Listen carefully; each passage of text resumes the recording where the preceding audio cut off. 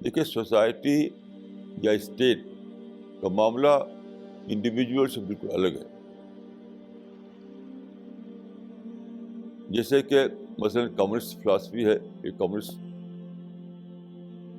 Thinking ہے, اس میں society کو یا اور بھی جتنے بھی سسٹم ہے اس میں سب میں ہوتا ہے کہ سوسائٹی کو یا اسٹیٹ کو ٹارگٹ کرتے ہیں, یہ اسٹیٹ کو بدلنا ہے, سوسائٹی کو بدلنا ہے, اور پھر اول دن سے لڑائی شروع ہو جاتی ہے. جب آپ اسٹیٹ کو ٹارگٹ کریں تو کیا ہوگا, آپ ایک کو ڈی تھرون کرنا چاہیں گے اور دوسرے کو وہاں پر لانا چاہیں گے تخت پر. ہمیشہ یہ ہوتا ہے. جتنے بھی موومنٹ ہیں آپ دیکھیے ان میں کیوں ٹکراؤ شروع ہو جاتا ہے.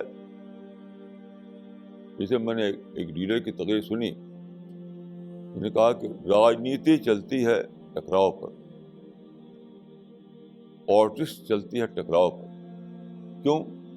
پالیٹکس میں ٹارگٹ ایک گورنمنٹ ہوتی ہے, ایک پولیٹیکل گروپ ہوتا ہے جو رول کر رہا ہوتا ہے, تو ظاہر ہے کہ جب اس کو ہٹانا چاہیں گے تو ٹکراؤ ہوگا. یہ اسلام میں نہیں. اسلام کا جو اسکیم آف تھنگس ہے, اسلام کا جو گاڈ اورینٹڈ لائف جو اسلام میں بتائی گئی ہے, اس میں یہ چیز نہیں ہے. گاڈ اورینٹڈ لائف میں سارا فوکس انڈیویجول پر ہوتا ہے, اپنے کو ٹھیک کرنا, اپنے کو درست کرنا, اس پر ہوتا ہے.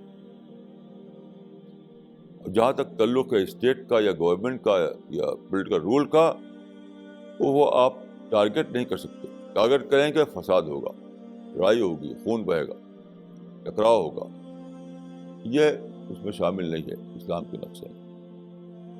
حدیث میں آتا ہے کما تکونون کذالک یولی علیکم, جیسے تم ہوگے ویسے تمہارے حکمراں ہوں گے, ویسے تمہارے رولر ہوں گے. اس کا مطلب کیا ہوا کہ رولر سوسائٹی کا پروڈکٹ ہوتا ہے, نہ کہ آپ کے کسی موومنٹ کا. آپ جو موومنٹ چلاتے ہیں, جو سنگھرش چلاتے ہیں, جو ابھیان چلاتے ہیں, اور اس کے نتیجے میں آپ ایک گورنمنٹ بنانا چاہتے ہیں, وہ اسلام کا طریقہ نہیں ہے.